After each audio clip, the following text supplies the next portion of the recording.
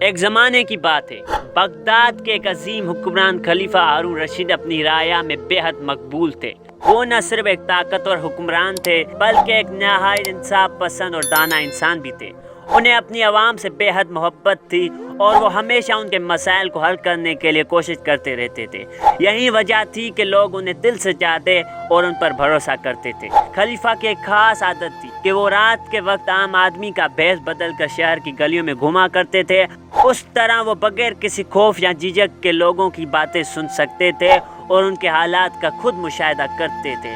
وہ جاننا چاہتے تھے کہ ان کی رعایا کس حال میں ہے اور انہیں کن مشکلات کا سامنا ہے۔ یہی عادت انہیں ایک عظیم حکمران بناتی تھی۔ ایک دن خلیفہ اپنی دربار میں بیٹھے لوگوں کی مقدمات سن رہے تھے کہ غازی دو آدمیوں کو اپنے ساتھ لے کر آیا۔ ایک آدمی نہایت صاف ستھرا لباس پہنے ہوئے تھا اور بظاہر ایک امیر اور معزز شہری معلوم ہوتا تھا، جبکہ دوسرا آدمی پھٹے پرانے کپڑوں میں ملبوس ایک غریب بھکاری تھا۔ ان دونوں کے ساتھ ایک نہایت خوبصورت سفید گھوڑا بھی کھڑا تھا جو دیکھنے والے کی توجہ اپنی طرف کھینچ رہا تھا۔ قاضی نے ادب سے عرض کیا، اے امیر المومنین، میں آپ کے سامنے ایک ایسا مقدمہ پیش کر رہا ہوں جسے میں خود حل نہیں کر سکا۔ یہ دونوں آدمی اس گھوڑے کے مالک ہونے کا دعویٰ کرتے ہیں اور ہر ایک اپنی بات کو سچ ثابت کرنے کی کوشش کر رہا ہے۔ مجھے یقین ہے کہ آپ اپنی دانائی اور انصاف سے اس معاملے کو حل کر دیں گے۔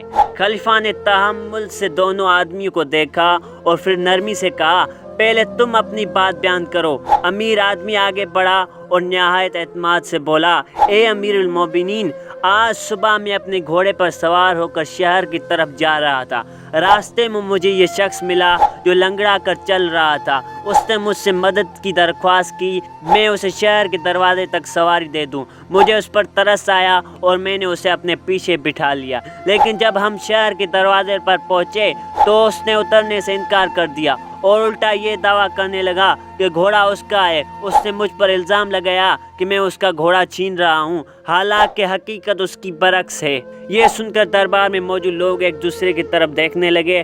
اب سب کی نظریں بھکاری پر تھی۔ خلیفہ نے ان سے کہا، اب تم اپنی بات بیان کرو۔ بھکاری آگے بڑھا، اس کی آواز میں بے بسی تھی۔ اس نے کہا، اے امیر المومنین، آپ غریبوں کی مددگار ہیں، مجھ پر رحم کریں۔ میں نے اپنی ساری جمع پونجی اس پر خرچ کر دی، اس وجہ سے میں آج اس حال میں ہوں۔ یہ شخص مجھ سے ملا اور اس نے مجھ سے سواری مانگی۔ میں نے اس پر رحم کیا اور اسے اپنے گھوڑے پر بٹھایا، لیکن جب ہم شہر کے دروازے پر پہنچے تو اس نے مجھے دھوکہ دیا اور گھوڑا اپنا بنانے لگا۔ دونوں کی باتیں سن کر معاملہ پیچیدہ معلوم ہونے لگا۔ دربار میں موجود لوگ بھی سوچ میں پڑ گئے کہ آخر سچ کون بول رہا ہے۔ خلیفہ کچھ دیر خاموش رہے جس سے وہ گہرائی سے سوچ رہے ہوں، پھر اچانک ان کے چہرے پر ہلکی سی مسکراہٹ آئی۔ انہوں نے کہا، یہ معاملہ اتنا مشکل نہیں جتنا تم لوگ سمجھ رہے ہو، اس کا فیصلہ ابھی ہو جائے گا۔ سب لوگ حیرت سے خلیفے کی طرف دیکھنے لگے۔ خلیفے نے حکم دیا، تم دونوں ایک ایک کر کے اس گھوڑے کو ہاتھ لگاؤ، پہلے بھکاری کرے۔ بھکاری آگے بڑھا اور گھوڑے کو چھوا۔ جیسے ہی اس نے گھوڑے کو ہاتھ لگایا، گھوڑا بے چین ہو گیا اور پیچھے ہٹنے لگا، جیسے اسے اس کا لمس پسند نہ آیا۔ دربار میں سرگوشیاں ہونے لگی۔ پھر خلیفہ نے امیر آدمی کو حکم دیا کہ وہ گھوڑے کو چھوئے۔ جیسے ہی اس نے گھوڑے پر ہاتھ رکھا، گھوڑا خوشی سے ہنانے لگا اور اس کے قریب ہونے کی کوشش کرنے لگا۔ یہ منظر دیکھ کر سب کچھ واضح ہو گیا۔ خلیفہ نے بلند آواز میں فیصلہ سنایا، یہ گھوڑا اسی آدمی کا ہے جسے دیکھ کر گھوڑا خوش ہوا، اسے اس کے اصل مالک کے حوالے کر دیا جائے۔ دربار میں موجود سب لوگ خلیفے کی دانائی پہ حیران رہ گئے۔ انہوں نے ایک نہایت سادہ مگر عقل مند طریقے سے سچ کو پہچان لیا تھا۔ پھر خلیفے نے بھکاری کی طرف رخ کیا اور سختی سے کہا، تم نے جھوٹ بولا اور ایک شریف آدمی کو دھوکہ دینے کی کوشش کی۔ تم اس جرم کے لیے سزا کی مستحق ہو، لیکن میں تمہیں ایک موقع دیتا ہوں کہ اپنی غلطی کا اعتراف کرو اور معافی مانگو۔ بھکاری کو اپنی غلطی کا احساس ہو گیا۔ اس نے شرمندگی سے سر جھکا لیا اور فوراً معافی مانگ لی۔